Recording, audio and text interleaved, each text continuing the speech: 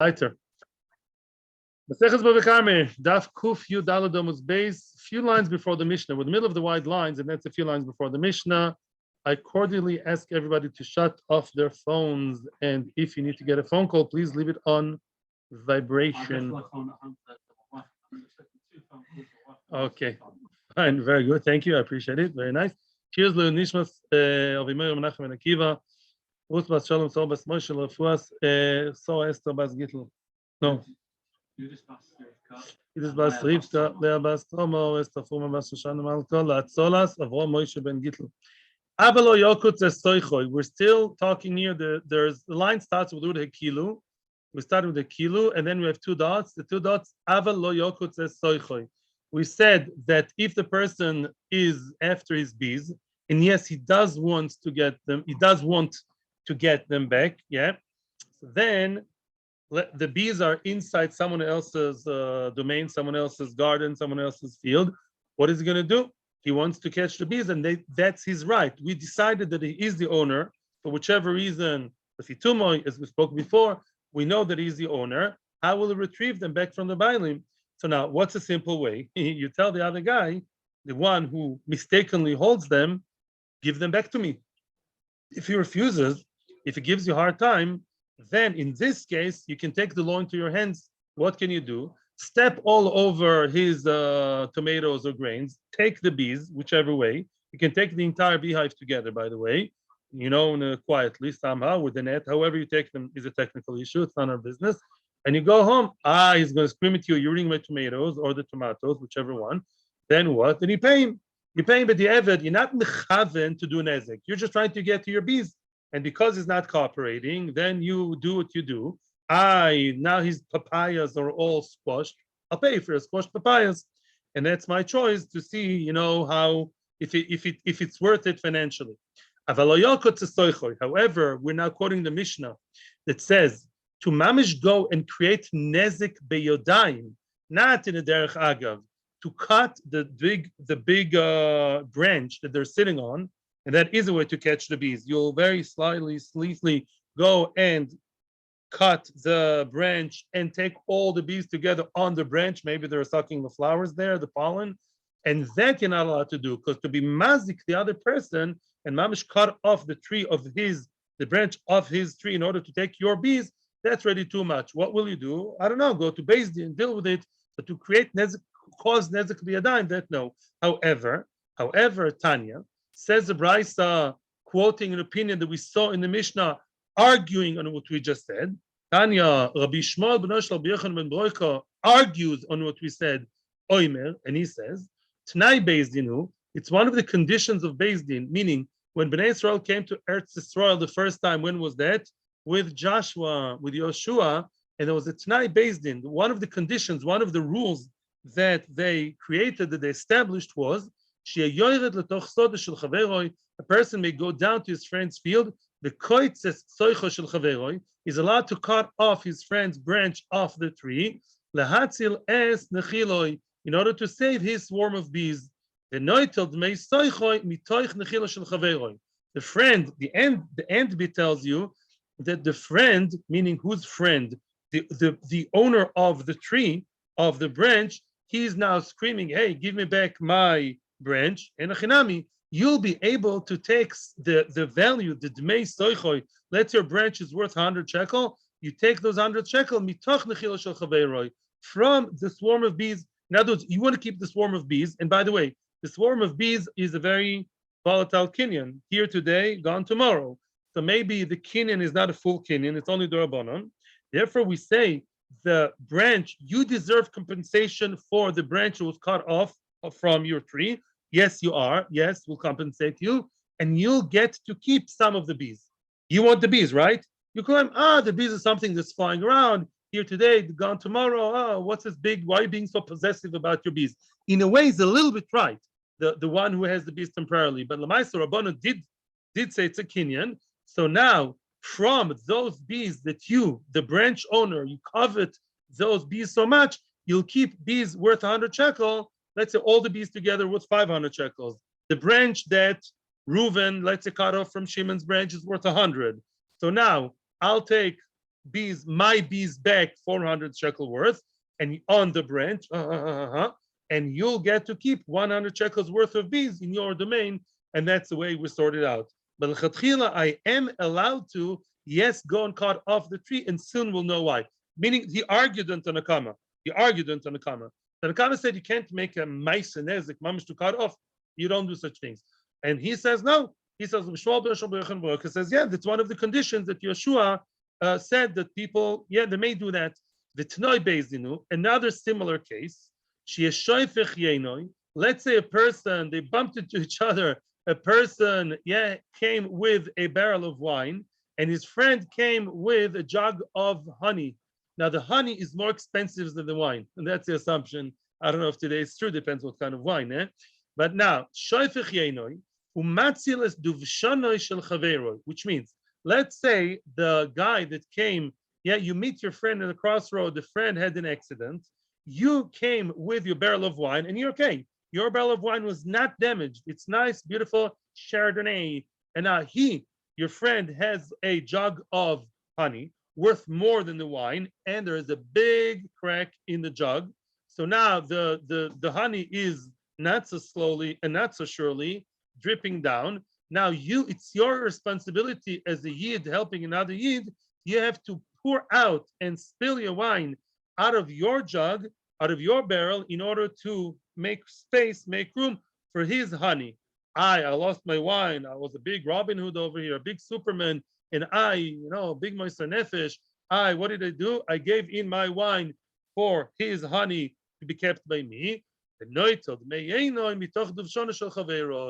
I am allowed to take back the worth of my wine. My wine is worth 100 shekels, and his honey is worth 200 shekels. So now I'll take 100 worth from his dvash. When we get to town, we'll sort of, make things even. We'll even it out, and I'll take from his dvash. But I do have the chiyuv lechatchila to save. And by the way, some people would say even the honey owner has claim against me, the wine owner, that I should spill out the wine to save his honey, which is worth more, and then we'll work it out. Another Tnai Bezdinu. Similar story. Two people, riding on donkeys. One of them has eitzim, that's just logs of wood, and they're relatively cheap. The other one has what? Bundles of flax, pishtan, more expensive. And all of a sudden, you know what happened? The one with the pishtan, with the flax, his donkey fell down, and the flax is about to, get wet or dirty. The flax is something is gonna happen to the flax. It's an SOS situation. And you see the other guy coming with just simple wood. So you call to the guy, hey, Mr. Wood owner, get your wood off your donkey's back, because my donkey, who's dead, the engine's dead, the carburetor is dead. Now I have to put my flax on your donkey. Yes, he's allowed to do that, and you just leave the eitzim on the floor. There's no room for them, in the trunk. Later on, the one who was Meister Nefesh and gave his 100 shekel pieces of wood, he just threw it on the side. There was nowhere to put them, and they had to continue walking to town. And now, why did I give in my wood? To save your pishtan, pay me. Yes, you'll be paid. How will you be paid? You keep some of the pishtan of your friend to yourself. Why is all that? Well, I told you already. When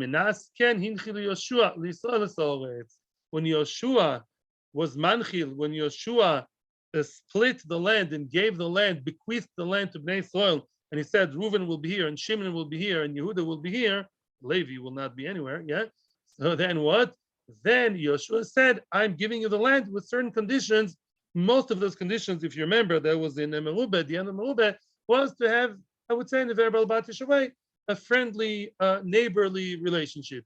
In other words, one person has to take care of the other neighbor, and that's the story over here, as long as it's compensated later on. If you want to know more, Lemaisa, the Mishnah later in Kuftes Vav Amud Aleph, which I hope to see tomorrow, will give more, will elaborate more on that topic. Okay. Today we have a bit of a different topic in the Mishnah. That topic of the wine and the honey meeting each other, and he's spilling, and then he's compensated. That will be discussed and explained more in Kuftes Vav Amud Aleph in the bottom and Kuftes Vav Amud Beis. So I'm not, standing here so much on that. I have my own questions. Why can it take money? Why Why dafka be compensated through the honey and not the money? I prefer money, not honey. And yet here we say, you gave in your wine, so the way to compensate you for the loss of wine that you so valiantly spilled out and wasted, why? You take it, how? How you compensate? Through the other person's honey and not with cash. I don't know why, to be honest. Something you don't know what's in his back. I hear you're saying it's a quick more, yeah, better one bird in the hand than two in the bush. You're saying, yes, yeah. What I said before, an accident, I was not clear, and I apologize. It does not mean that there was a collision between the wine and the honey. No, the wine guy, nothing happened to him. He didn't touch the honey guy at all. The honey guy had an accident with himself. He bumped against the wall, a rock. I don't know what. A terrorist came and shot his honey jug. I don't know what. Nothing to do with the wine owner. The wine owner, it's not his fault at all. No. They happen to meet on the way. The wine guy is walking nicely, gingerly, and he sees all of a sudden that there was an accident with a honey guy. Yeah. And now he's mechuyev as a good Jew to support the guy whose honey is leaking. That's all. Okay. It's nobody's fault. He's not giving him tzedakah because he's going to get it back. He's not giving him tzedakah because at the end, the wine guy who spilled his own wine in order to host the honey of the other guy to store it, at the end of the day, he will be compensated by the honey owner. It's not tzedakah for his loss. Yeah. The chiddush is that he's a mechuyev to act right away and save his friend's money. That's the chiddush of Joshua son of Nun and also Yeshua bin Nun. Says the Heilige Mishnah. Oh, this Mishnah is a very, very interesting Mishnah. And that takes us back to the depth of Merubah. Basically, everybody knows that usually when we talk about theft, either the person gets back the money or the item stolen, or he doesn't, right? Here we see something very interesting. Our Mishnah is going to introduce a very, very interesting middle of the road case where you get your goods back and yet you don't. Okay. Says the Mishnah. Look, listen to the following case. A person recognized his kelim, let's say his clothes, his items, and his sfarim, his books, in the hands of another person, which means, let's say somebody comes to Kolel with a nice art scroll siddur, yeah, translated, annotated, elucidated, copy-pasted into English, French, and Spanish, and you say, hey, it's my siddur in your hand. What's my siddur doing in your hand, mister? And you know what it is? What's the claim? What's going on over here? I say, I'm not saying you're the thief. I know you're nice, very ehrliche, koiled and geman, but you bought it from you bought it from a thief. The one who sold it to you, and we don't know who is, and we don't know, yeah, the guy is not around anymore. I don't know, he's not in the picture in this case. So now I say you bought stolen goods and give it back to me now. Yeah, you give it back to me because that sefer is mine. Maybe you're mistaken, maybe not, but you bought stolen goods. It was stolen from me. Give it back to me. The other person says, no, I bought it from someone and I don't think he stole it from you. Prove it to me that he stole it from you. I bought it kosher from a regular bookstore. I bought it from, I don't know, layman. I bought it from a bookstore. Yeah. There is no name, obviously. Yeah. The Yotzel Hashem Gneva Ba'ir. Now, normally, one second, normally speaking, you tell me, before we continue, should the person who claims your thing is stolen and was originally mine, does he have a claim? No, because Amotzi Mechavera, Olavaraya, I was taught when I was 10 until today, it didn't change. Some things don't change. Yeah, in other words, you can't just come to a person and say, he has a sefer, looks like a nice normal sefer, he bought it in the store, bought it I don't know where. You can't just claim, this is mine, mine, mine. You know what watch is really mine. It's a nice watch over there, yeah? It's mine, and your glasses are mine. They're very cool. What? Not written in. No, there is no name. However, so now, lechatchila, what he's saying is shtiyot. However, the Yotzel Hashem Gneva Ba'ir, it is known that the person who claims that this is stolen goods in your hands, we do know there's a shame, there's a call, there's a very strong rumor / knowledge, but generally by people, no, not Adim, which is really, if he has Adim, they was stolen from him, no question.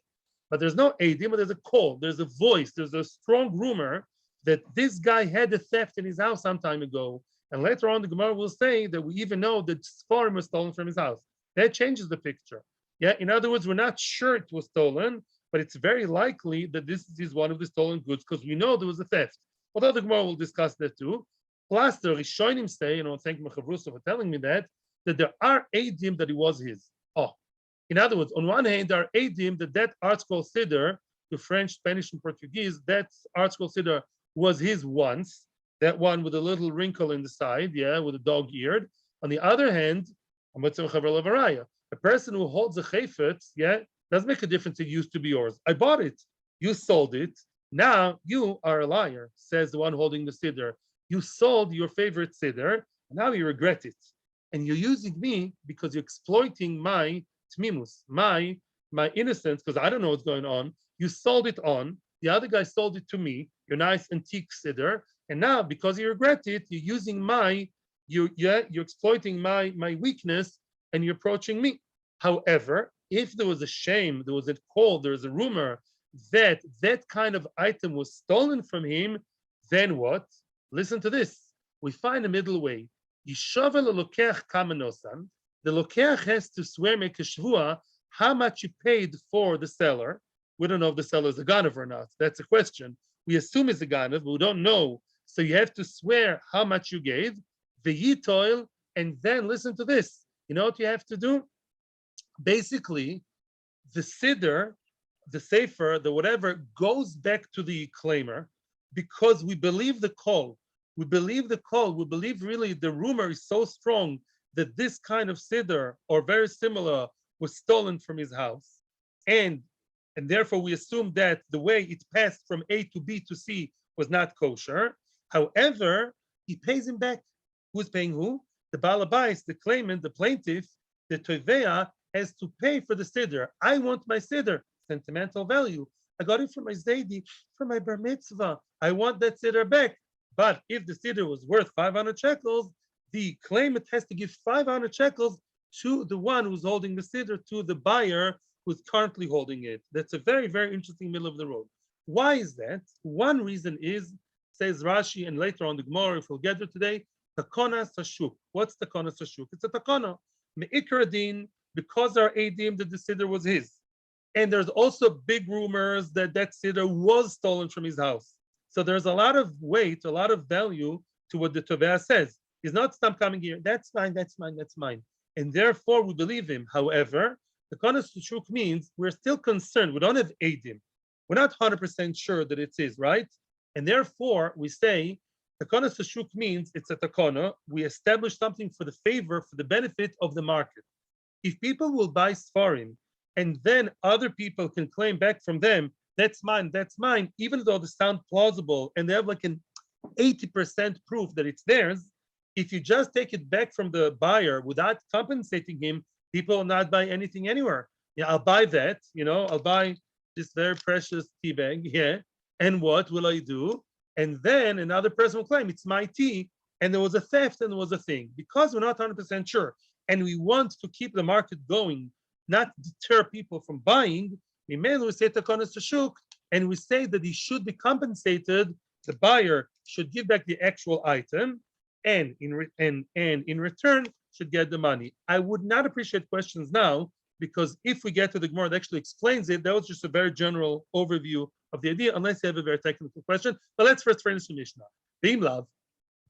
Let's say there's no strong rumor. Let's say I say to you, Tzvi, that pen of yours, you bought it somewhere. The guy who sold you that pen in your pocket, he stole it from me. You know that? So give it back to me. Let's say there are no rumors that there was a burglary from my house and a pen was stolen from me, meaning I don't have real grounds to stand of. Lav koli menu. Then he has no rights. Koli menu means he has no rights to talk like that. The one who claims, as I told you before, has no rights. Shani oimer, because then I would say, mochron le'acher. I would say, you sold it legally. I sold the pen, my beloved pen. I was so strapped for cash. I sold it to someone else. And then Tzvi bought it from a person who's the very honest, good guy that I sold to. And I'm regretting the sale now. I'm doing better financially now. And I want the pen back now. Oh, let's get the pen back in a very easy way. No way. That we don't allow. Only, again, if there are edim that it was originally the claimant, and also there is a rumor, strong rumor, that it was really stolen from him, then we say, okay, he has good grounds to stand on. He can claim the pen or the book or the whatever back from the current holder. However, he would still have to pay him back the value of however much it's worth. That's the Mishnah. Now let's continue everything slowly but surely. Unless you have very specific local technical questions, then fine. We'll not make it to the sim. The sim, by the way, should be in 2 weeks' time, not next week. I hope you know that. In 2 weeks from today. Yeah, later. Claimant who saw the sacred, And we will more now.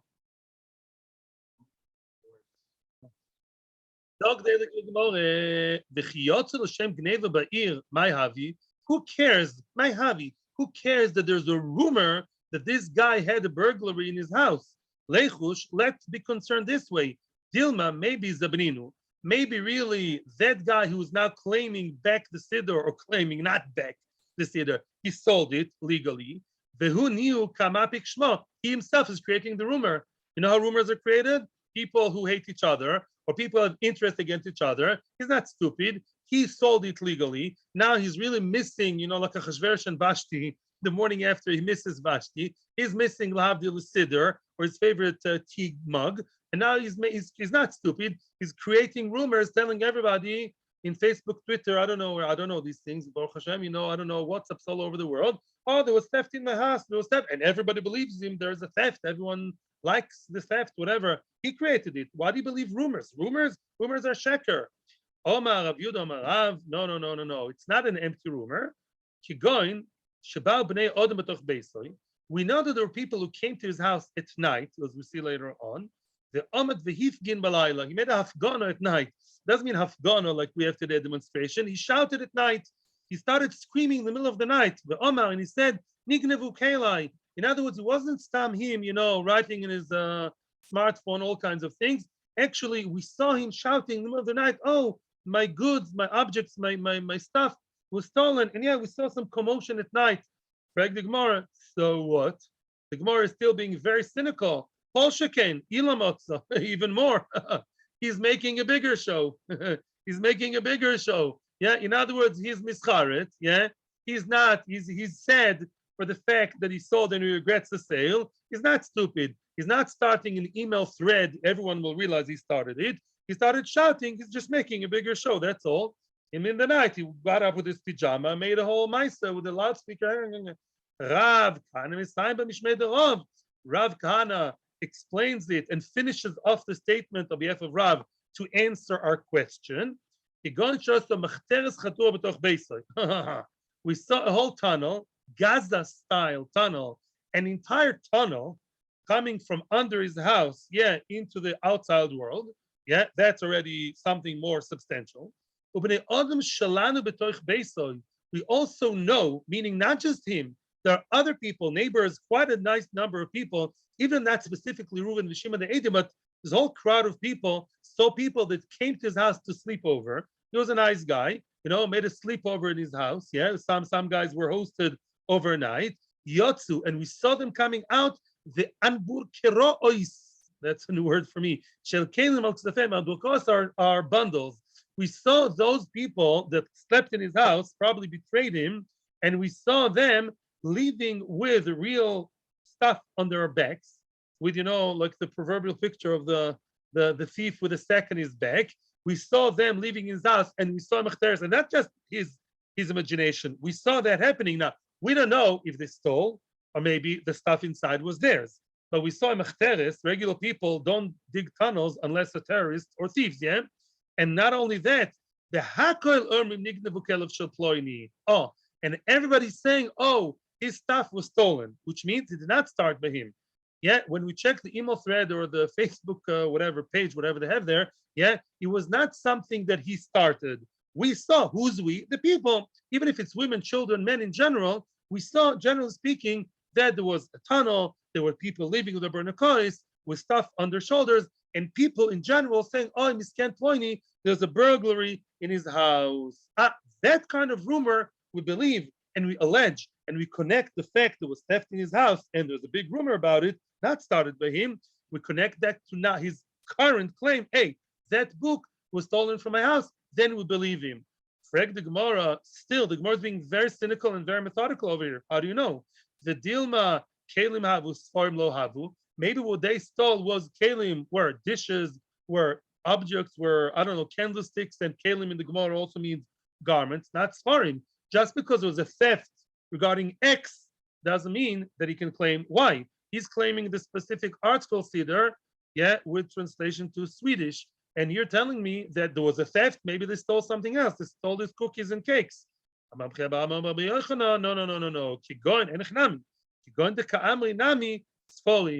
We know that people say that the rumor goes around that there were Sfarim stolen in his house. People came into the house and they saw once our neighbors in Tel Aviv, the big burglary, mamash, everything was stolen. All the neighbors came to see the scene, to see what went on. Yeah. So the Sfarim, let's say the Sfarim shrunk, the Sfarim were taken, and people know. Frag the Gemara, Velechush Dilma Zutri, the Katoin Rav Revi. Frag the Gemara, so what? You're relying a lot on this call. You have to be exact. Maybe the Sfarim that were stolen were small Sfarim. They claim a little Tilim, a small Siddur, a small thing, and he claims a big Sefer. That article Siddur claims is a big tome, like an encyclopedia. Maybe he claims that he's taking a ride. He's not stupid. Everybody knows there were small Sfarim stolen. He's like changing the facts a bit. That big Sefer was stolen. How do you know? How do you know there was the same size Sefer? Yeah, you're relying on a rumor very much here. So you better be exact. No, the rumor was that rumor that we rely on said, we know, the neighbors know, everybody knows that the Sefer stolen from his house was a big tome of art scroll translated into Norwegian. They know exactly b'diuk the Sefer that was stolen, and that's exactly the Sefer that right now the other guy is holding in his hand. Frag the Gemara, still the Gemara is being mamish down to the T. The deal mahavu atiki v'katoin chadati. Maybe the copy that he had of the art scroll Siddur was old, and he wants to make, he wants now to make a profiteer, and he's claiming the new Sefer. That guy has the new, nice, shiny, bright-looking new art scroll Siddur, and the one stolen from your house was old. They're still playing a game here. That's not, you're lying, Mr. Claimant. Yeah, you're riding on the back of a rumor that's not exactly fitting your current claim. And says the Gemara, no, Omar Rav, and that's actually the final blow. The Maki Bepatish, Igon de Amri, Halalu Kelef Shel Ploini, Halalu Sfov Shel Ploini. No. The rumor is about that the exact very Sefer. In other words, the rumor is about that art scroll Siddur, old one with a pink, I don't know, cover. Rochel B'Tcha Ktana. You said it better than me. Very good. With a small, little dog ear in the corner with a fold.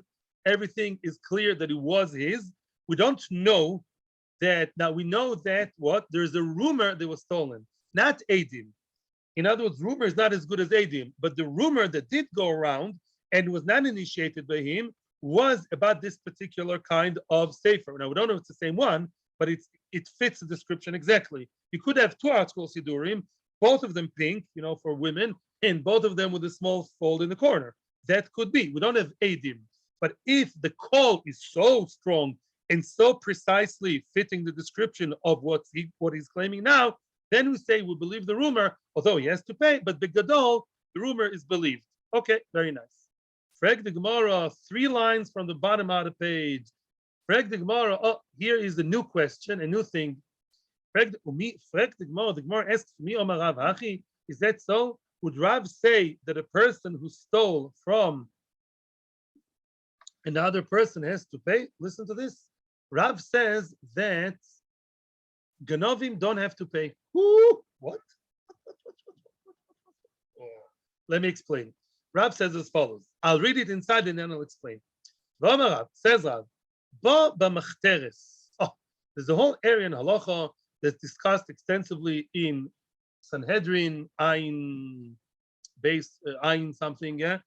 Bava Machteres. Before we continue, I'll just define Bava Machteres. It's a parsha in the Torah.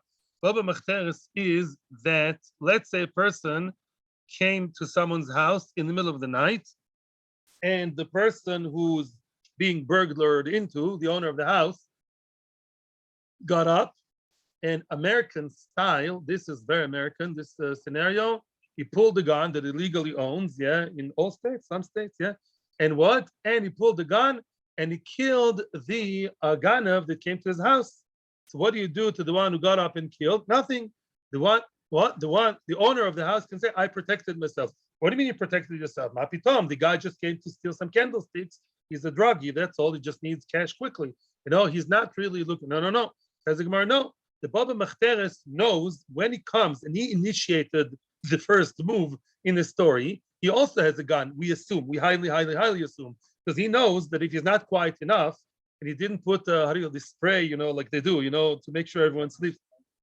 No, sleeping. No.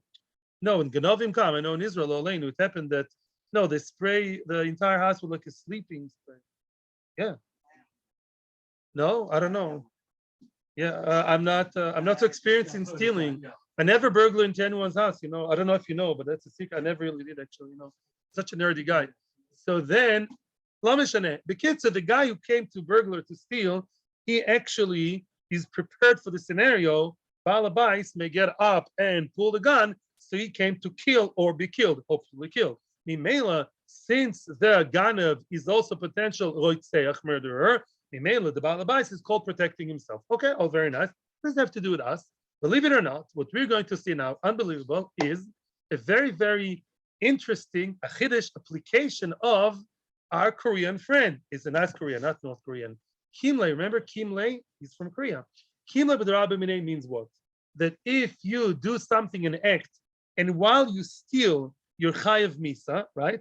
Let's say a person stole on Shabbos. That's a very, very clear case in Shabbos. Something. Yeah, what? If a person stole on Shabbos in a way that's mamish theft, he's potter from paying. He took from Rishus HaYochid to Rishus HaRabim. He broke the Isser of Shabbos, and they're going to be shoikel him. Therefore, he's potter from paying. Here too, it's a kimle case. Why? Because when the guy comes to burglar from someone's house, in those moments when he stole, he's chayiv misa. He's not chayiv misa by Beis Din, but he's chayiv misa by the owner, and Halach endorses it. Yes. In other words, although it's not a din of Beis Din, but because Halacha gave the law to the hands of the sleeping and slowly getting up house owner with his big gun, yeah, Mimela, the burglar, is called someone who's at the moment chayiv misa. Because hutar damoi, his blood is mutter, is permitted, yeah?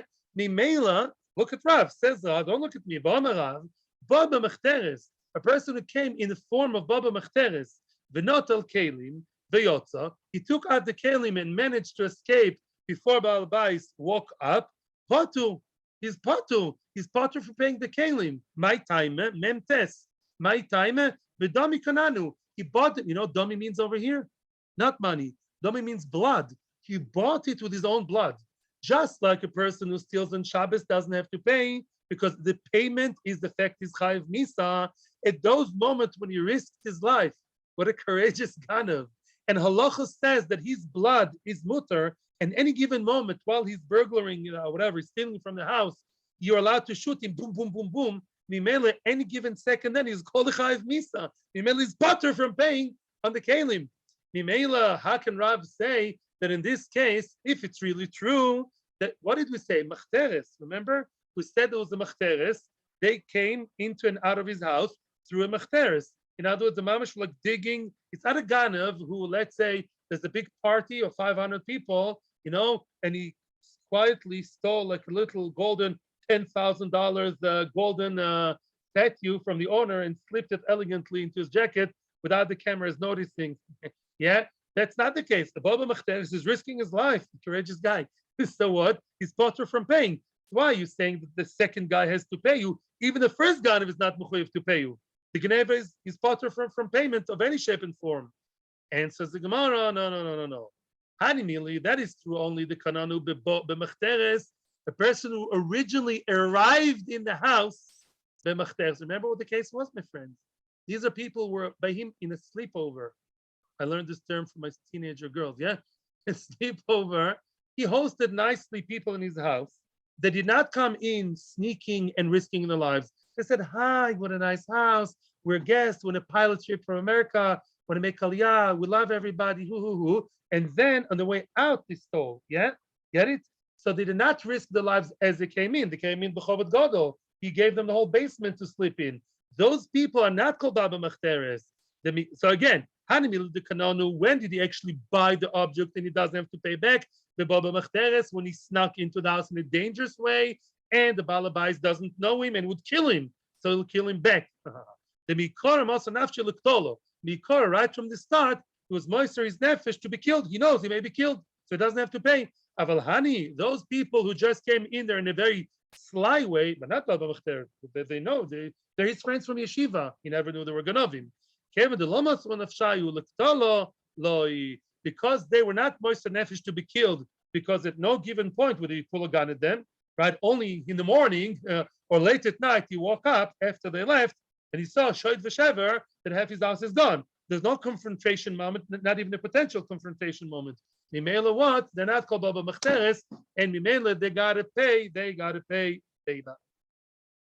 Omar Rove, okay, yeah. Okay, I gave up already on doing the Omar today, so you can add weiter. Omar Rove. Now Rava wants again to make. Rava wants you to make the last line of Kuf Yud Daldemud Beis. Rava is talking here about qualifying what we just said, and we're going to review what we said. Lo Shonu. What did we say in the Mishnah?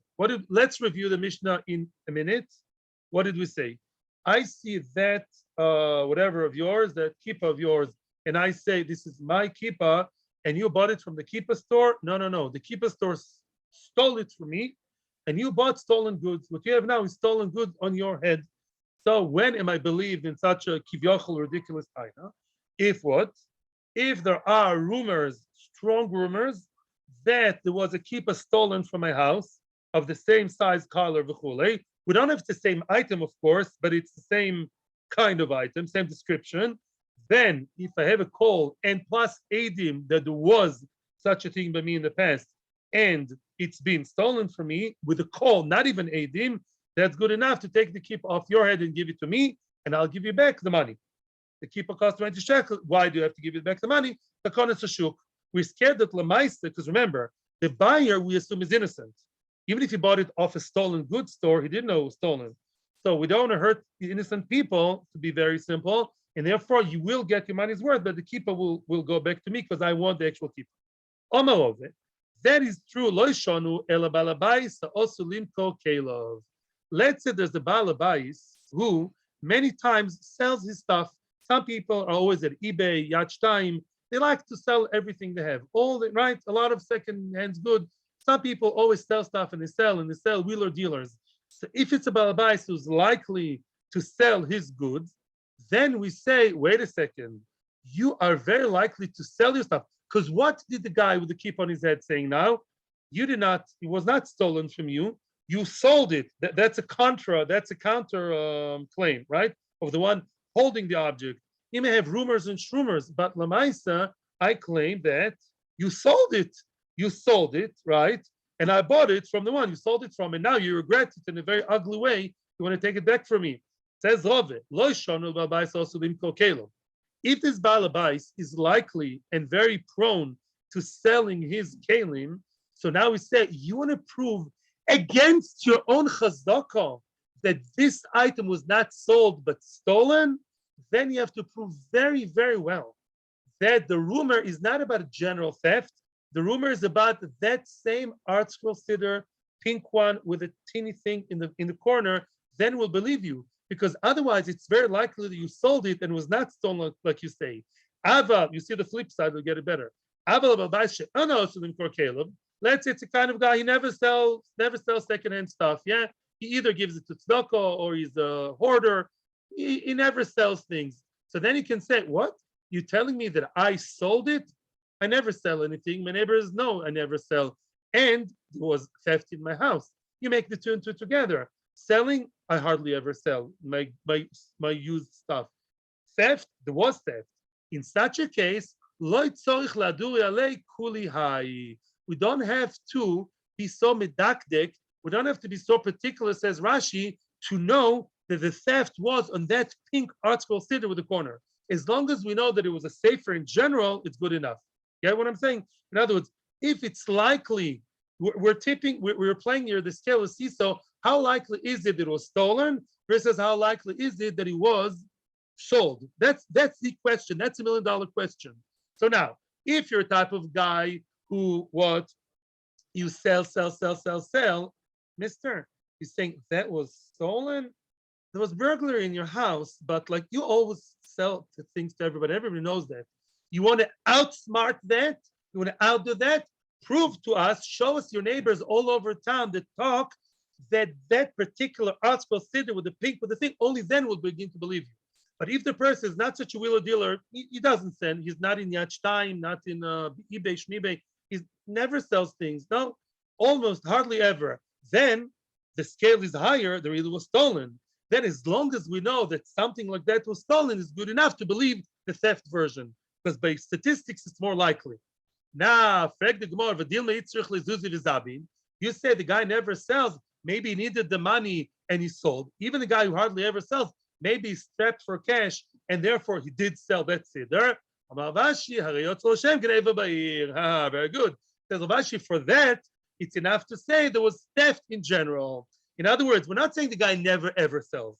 The guy hardly ever sells. 10% of the time, he sells when he's strapped for cash, when he needs something to pay for his kid's camp or something. Then enochinami, for that 10% chance that he sold enochinami, that's outsmarted, that's outdone by the fact that it was gneva. But we don't have to know the gneva was particular in that particular siddur. It's all a balancing act over here. Again, if the guy is hardly ever sells, he may sell. Anyone may sell something sometime, yeah, but he hardly sells. It's unlikely by him. So Mimela, for that 10% that maybe he sold and he's lying, connected that we have the other time from the theft side, there was a theft. And we know that Sforim were stolen, according to Rashi, but only was this safer. It's enough to know that Sforim in general were stolen in order to make it very likely that it's theft and not Mechira, because these chances of Mechira are very low. He hardly ever sells, even though he sometimes does. You review that, you'll understand it's just a balancing between the Mechira and the Gneva. Oh, now comes the big stuff. The next 10 minutes. Don't worry, this more is not difficult. When I say this word is not difficult, it means okay. No, the truth is, this Gemara, when we started off, looked very difficult. And maybe tomorrow I'll bring a chart, but it's not, you know what? If you get, like in everything else, if you get the basics very well, you get the foundations right, everything will go easier. Let's review a lot of things now before we continue, even at the expense of time. I'll do that so you have nice time, when the sugi begins. That's before. Yeah, we are. Now, the Gemara now is going to be based upon a few things that you know, or you forgot, or you should have known. But first of all, what's a classical, what I call the Meruba protocol? How is it, doesn't sound nice, how to steal an object? How to steal an object in 3 easy steps? Not chas v'shalom, it's not mutter. How would it be, silly joke, how would it be that an object is stolen, beginning of the process, and at the end of the process, the object does not have to be returned at all to the Bailim? Involving two people. Reuven is a Ganav. He had a Kinyan Gneva. There was Yush in the hands of Reuven. And now, I'm surrounded by scholars. And then Shimon bought it off Reuven completely innocently, let's say. And now, what? The Ikaradin, Yush in the hands of Reuven. In other words, the owner, Victor, the victim, already said, Oy vay vay, oy oy oy, I need a psychiatrist, oy vay vay, my siddur was stolen, oy oy oy. Plus what? I'm never going to see it back by Reuven. Reuven sold to Shimon. Yush, then Shimon shows. That's a classical story. When we get the classics, then we can get modern, afterwards. Now, weiter. What else did we see? Rav Chizda told us the Chiddush, which we all have to know and revise again and again. The beginning of a paragraph, Chizda says as follows. What happens if there was no Yush? In other words, let's say that things are topsy-turvy. Let's say in Reuven's hands, there was no Yush. Victor, the victim, is frantically, clearly looking for his item all over town. And then Reuven, the Ganav, has it and he's hiding it in his basement in his cellar. Now, Shimon either stole it from him or bought it from Reuven. Does that belong now to Shimon when there was no Yush? No. Very good. Says Rav Chizda, Rotzo mizeh goive, Rotzo mizeh goive. If the item is not there anymore, let's say, which is not our case, but just to give you the general picture, then Victor finally found out that Reuven stole, and eventually Shimon stole from Reuven, got to Shimon, because there was no use at any point given, and he's looking, who can he claim it from? Let's say they ate it up. Shimon ate it up. It was yellow cheese eaten by Shimon. Who can he claim the 200 shekels the yellow cheese cost, expensive one, either from Reuven or from Shimon?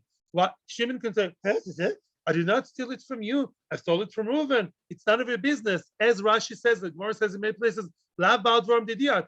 Can Shimon say, none of your business? It was your cheese. I stole it from Reuven's house. He cannot say that. Why can he not say that? That was true, but why? Very much. I'm impressed with the memory. Because there was no yush, which means, and that Gemara says Kufyud Aleph, when it was in the hands of Reuven the Ganav, it was still owned by Victor. He was a kilo. Remember my dugma, an embassy of Victor in Reuven's house. When Victor is looking for it frantically, I did not give up. It is mine, and I'll get it. Mimela, when it's in the hands of Reuven the Ganav, it's ki'ilu still in the hands of Victor. So Shimon ki'ilu stole it from Victor. And Victor said, yes, you are the one which I'm going to claim it from. Why? Because I don't like you and I like him. Because I don't know what. None of your business. Either half, nice, or either the entire money from Reuven or from Shimon. So far, so good. That's a classical story. Very nice. Very nice. Here in the Mishnah, we also see that it switched hands, right? And here it looks like we have a middle of the road case, right? Victor, the victim, who we assume is the victim of theft, because there's a very, very strong rumor, very specific story. He goes to Shimon, but we're playing it very gray area, middle of the road, right? He claims it back from Shimon, but he pays Shimon back the money that he paid. Yeah, he takes back the pen. You have a nice pen, Tzvi. Yeah, don't worry, I'm not into pens anymore. I only use the computer. I like your pen, and I claim it's yours. It was stolen. I believe. But how much is the pen? 20 shekels? I'll give you 20 shekels cash. That's a very middle of the road case. Now we're going to see the following Gemara. Everything will be very nice. Says the Gemara.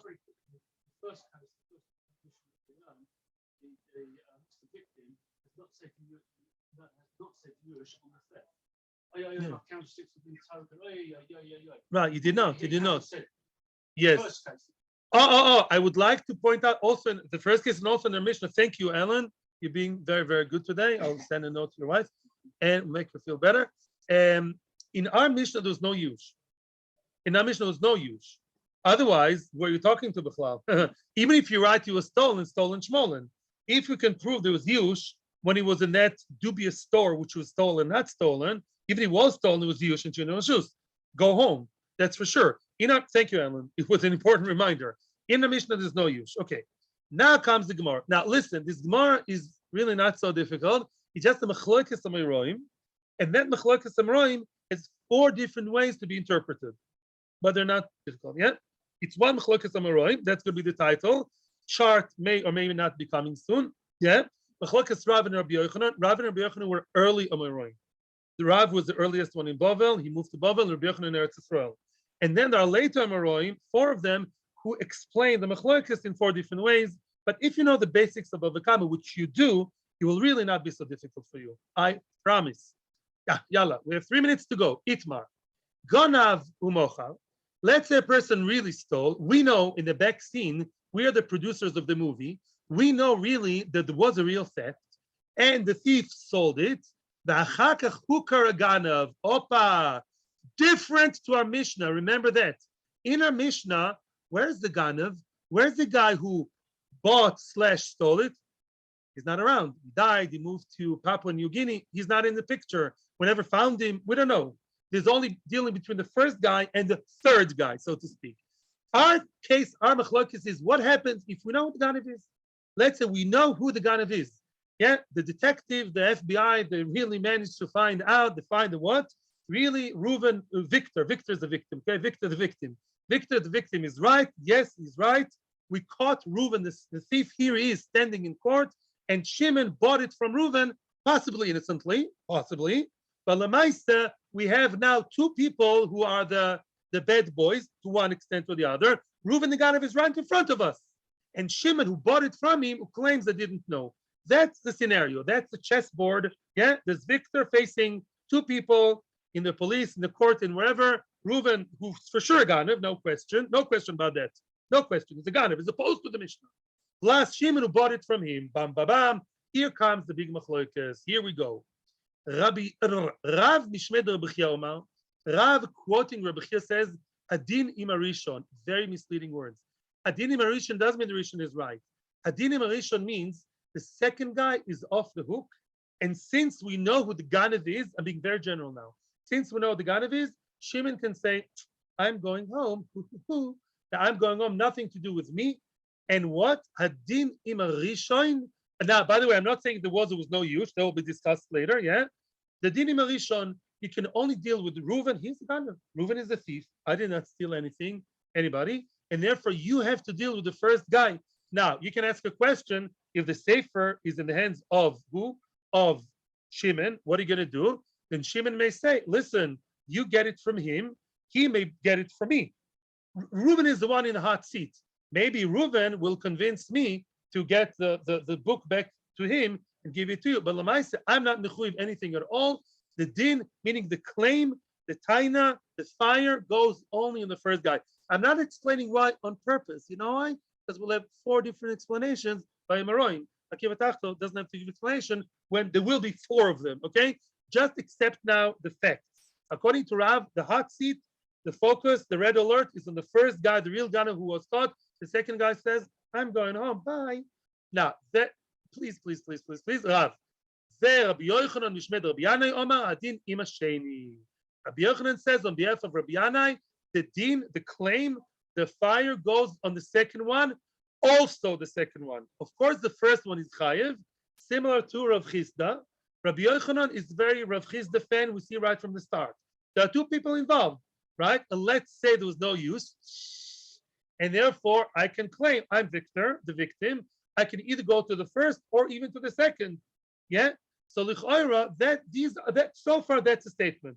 Rav, the Chavrus always has a nice simonim. Rav Rishon. Rav, you know, Rishon means first. Rav says you go to the first guy. Rabbi Yochanan by default the sheni. Okay.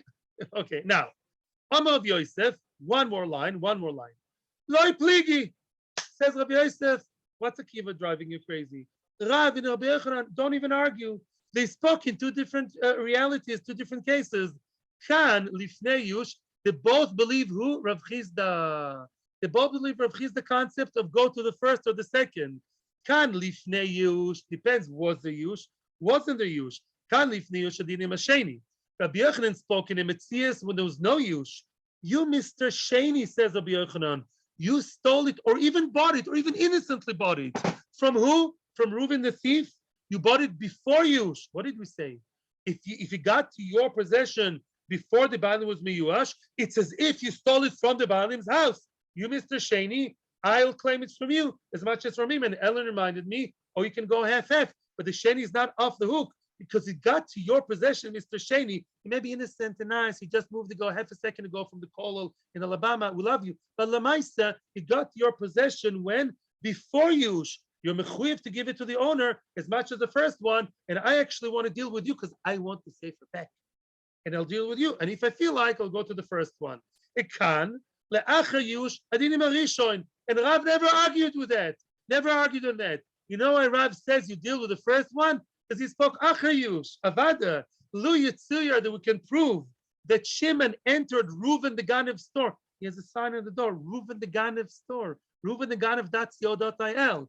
If Shimon went to Reuven the Ganev's store after there was already yush on the side of Victor, there was yush, Shinur Rishus in the heads of Shimon. Of course, Shimon is scot-free. Shimon is scot-free. Again, I did tell you that the Bach holds, look at the Rambam, he may be not so good for doing it because he's perpetuating it. But le'achar ma'isa, once those yush, and then Shinur Rishus, go home, says Shimon to Victor. He was yush, Shinur Rishus. Everybody in the room in half a second told me that's a protocol, the classical one. Gneva, yush, Shinur Rishus, bye.